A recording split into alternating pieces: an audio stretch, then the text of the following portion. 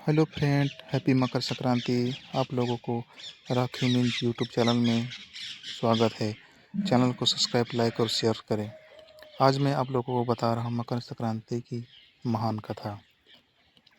भारतवर्ष में केवल उत्सव नहीं होते हैं, वे जीवन को दिशा देने वाले संस्कार होते हैं। मकर संक्रांति ऐसा ही एक महापर्व है जो हर वर्ष 14 जनवरी के आसपास मनाया जाता है। यह वह दिन है जब सूर्य धनु राशि से निकलकर मकर राशि में प्रवेश करते हैं। इस खगोलीय घटना को संक्रांति कहा जाता है। मकर संक्रांति का अर्थ केवल ऋतु परिवर्तन नहीं, बल्कि यह अंधकार से प्रकाश, अज्ञान से ज्ञान और स्वार्थ से सेवा की ओर बढ़ाने का संदेश देती है। सूर्यदेव और शनिदेव की पौराणिक कथा। बहुत प्राचीन समय की बात है। सूर्यदेव के पुत्र शनिदेव। सूर्यदेव तेजस्वी थे, तेज और अधिपति और अनुशासन के प्रतीक थे, जबकि शनिदेव न्याय, कर्म और तपस्या के देवता माने जाते हैं। कहा जाता है कि सूर्यदेव और शनिदेव के संबंध मधुर नहीं थे।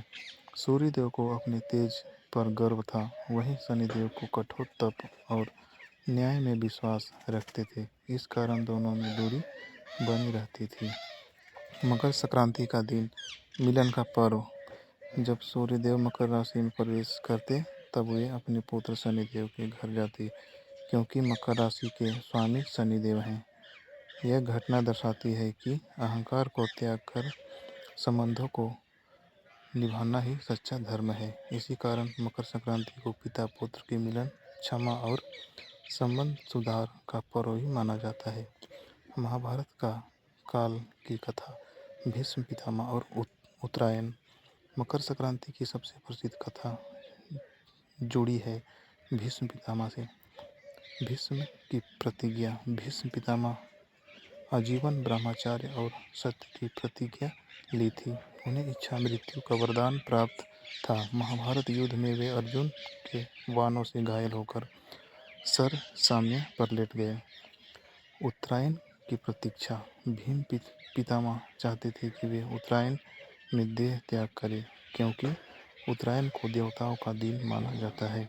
इस समय देह त्याग करने से मोक्ष की प्राप्ति होती है। भीष्म पितामह शरशय्या पर लेटे लेटे मकर संक्रांति की प्रतीक्षा करते रहे। जब सूर्य उत्तरायण हुआ, तब उन्होंने भगवान श्री कृष्ण का स्मरण करते हुए प्राण त्याग दिए। इस कथा से संदेश मिलता है, सही समय, सही भाव और ईश्वर स्मरण से मृत्यु भी मोक्ष बन जाती है। गंगा अवतरण और मकर संक्रांति। राजा सागर के 60,000 पुत्र कपिल मुनि के श्रम से भस्म हो गए थे। उनके उद्धार के लिए गंगा माता को पृथ्वी पर लाना आवश्यक था। भागीरथ की तपस्या। राजा भागीरथ ने वर्षों तक कठोर तपस्या की। अनंत गंगा माता पृथ्वी और अवतरित हुई। कहा जाता है कि मकर संक्रांति के दिन गंगा का प्रवाह विशेष पुण्यदायक होता है। इसी कारण गंगा स्नान दिन पुण्य तर्पण्य का अधिक महत्व है। मकर संक्रांति और दान का महत्व। शास्त्रों में कहा गया है, माघे मासे दीने पुण्य संक्रांतो सूर्य पूजने तिल दानाय महापुण्य सर्व पाप प्रशानयम।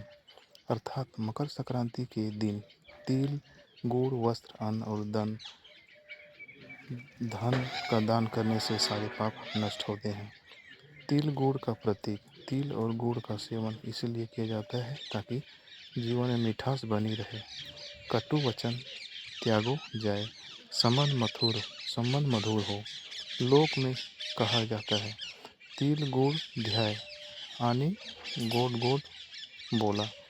किसान और प्राकृतिक से जुड़ी कथा। एक गांव में रामू नाम का किसान रहता था। उसने पूरे वर्ष मेहनत से फसल उगाई। जब मकर संक्रांति आई, तब उसने फसल पक चुकी थी। रामू ने भगवान सूर्य को ध्यान दिया और पहली फसल से दान किया। उसी वर्ष उनका जीवन समृद्ध हो गया। यह कथा बताती है, कृतज्ञ और दान से जीवन में बरकत आती है। भारत में विभिन्न रूपों में मकर संक्रांति। भारत विविधताओं के देश है और मकर संक्रांति हर प्रदेश में अलग अलग नाम से मनाई जाती है।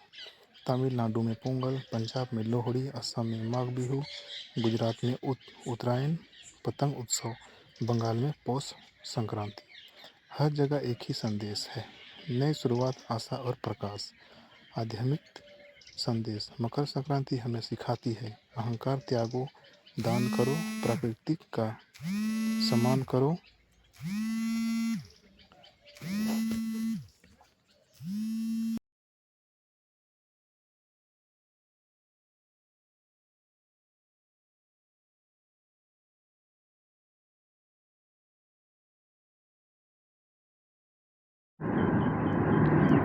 सत्य और धर्म के मार्ग पर चलो, यह पर्व कहता है। जैसे सूर्य दक्षिण उत्तर से की ओर बढ़ता है, वैसे ही हमें अधर्म से धर्म की ओर बढ़ना चाहिए।